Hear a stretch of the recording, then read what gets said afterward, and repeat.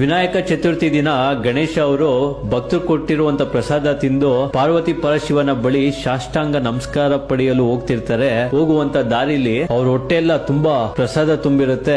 ಅವ್ರು ಹೋಗಕ್ಕಾಗ್ದಿರಾ ತುಂಬಾ ಸಮಸ್ಯೆ ಪಡ್ತಿರ್ತಾರೆ, ತುಂಬಾ ಒದ್ಲಾಡ್ತಿರ್ತಾರೆ. ಇದನ್ನೆಲ್ಲ ಚಂದ್ರ ನೋಡಿ ನಗೀತಾ ಇರ್ತಾರೆ. ಆಗ ಗಣೇಶ ಅವರು ಆ ಹೊಟ್ಟೆ ಭಾರನ ತಡೆಯಕ್ಕಾಗ್ದಿರಾ ನೆಲದಲ್ಲಿ ಬೀಳ್ತಾರೆ. ಬಿದ್ದಿ ಹೊಟ್ಟೆ ಒಡೆದೋಗಿ ಹೊಟ್ಟೆಲಿರುವಂತ ಪ್ರಸಾದ ಎಲ್ಲ ಆಚೆ ಬರುತ್ತೆ. ಇದನ್ನ ನೋಡ್ತಿರುವಂತ ಪಾರ್ವತಿ ದೇವಿಗೆ ತುಂಬಾ ಕೋಪ ಬರುತ್ತೆ.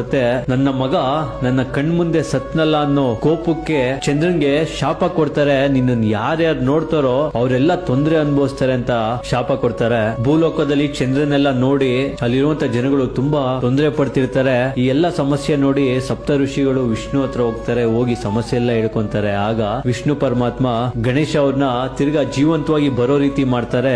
ಸಪ್ತ ಋಷಿಗಳು ಪಾರ್ವತಿ ದೇವಿ ಹತ್ರ ಎಲ್ಲ ಹೋಗಿ ಕೇಳ್ಕೊಂತಾರೆ, ನೀವು ಕೊಟ್ಟಿರುವಂತ ಶಾಪನ ವಾಪಸ್ ತಗೊಳ್ಳಿ. ಆ ಶಾಪ ಇಂದ ಭೂಮಿ ಮೇಲಿರುವಂತ ಪ್ರತಿಯೊಬ್ರು ಸಮಸ್ಯೆಗೆ ಒಳಗಾಗಿದ್ದಾರೆ ಅಂತ.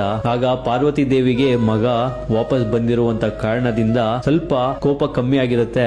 ಆಗ ಪಾರ್ವತಿ ದೇವಿ ಹೇಳ್ತಾರೆ, ನಾನು ಕೊಟ್ಟಿರುವಂತ ಶಾಪನ ವಾಪಸ್ ಪಡೆಯಕ್ ಆಗಲ್ಲ. ಆದ್ರೆ ಚಂದ್ರ ಯಾವ ದಿನ ನನ್ನ ಮಗನ ನೋಡಿ ನಕ್ಕಿರ್ತಾನೋ ಆ ದಿನ ಮಾತ್ರ ಆ ಶಾಪ ಅದೇ ರೀತಿ ಇರುತ್ತೆ. ಮಿಕ್ಕಿರುವಂತ ದಿನ ಚಂದ್ರನ್ ನೋಡಿದ್ರೆ ಏನು ತೊಂದರೆ ಆಗಲ್ಲ ಅಂತ ಹೇಳ್ತಾರೆ.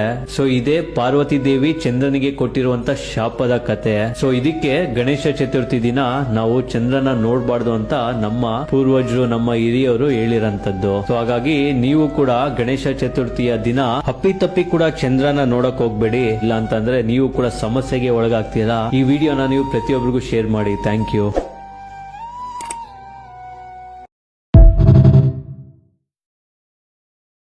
ವಿನಾಯಕ ಚತುರ್ಥಿ ದಿನ ಗಣೇಶ ಅವರು ಭಕ್ತರು ಕೊಟ್ಟಿರುವಂತ ಪ್ರಸಾದ ತಿಂದು ಪಾರ್ವತಿ ಪರಶಿವನ ಬಳಿ ಸಾಷ್ಟಾಂಗ ನಮಸ್ಕಾರ ಪಡೆಯಲು ಹೋಗ್ತಿರ್ತಾರೆ. ಹೋಗುವಂತ ದಾರಿಲಿ ಅವ್ರ ಹೊಟ್ಟೆ ಎಲ್ಲ ತುಂಬಾ ಪ್ರಸಾದ ತುಂಬಿರುತ್ತೆ. ಅವ್ರು ಹೋಗಕ್ಕಾಗ್ದಿರಾ ತುಂಬಾ ಸಮಸ್ಯೆ ಪಡ್ತಿರ್ತಾರೆ, ತುಂಬಾ ಒದ್ಲಾಡ್ತಿರ್ತಾರೆ. ಇದನ್ನೆಲ್ಲ ಚಂದ್ರ ನೋಡಿ ನಗೀತಾ ಇರ್ತಾರೆ. ಆಗ ಗಣೇಶ ಅವರು ಆ ಹೊಟ್ಟೆ ಭಾರನ ತಡೆಯಕ್ಕಾಗ್ದಿರಾ ನೆಲದಲ್ಲಿ ಬೀಳ್ತಾರೆ. ಬಿದ್ದಿ ಹೊಟ್ಟೆ ಒಡೆದೋಗಿ ಹೊಟ್ಟೆಲಿರುವಂತ ಪ್ರಸಾದ ಎಲ್ಲ ಆಚೆ ಬರುತ್ತೆ. ಇದನ್ನ ನೋಡ್ತಿರುವಂತ ಪಾರ್ವತಿ ದೇವಿಗೆ ತುಂಬಾ ಕೋಪ ಬರುತ್ತೆ.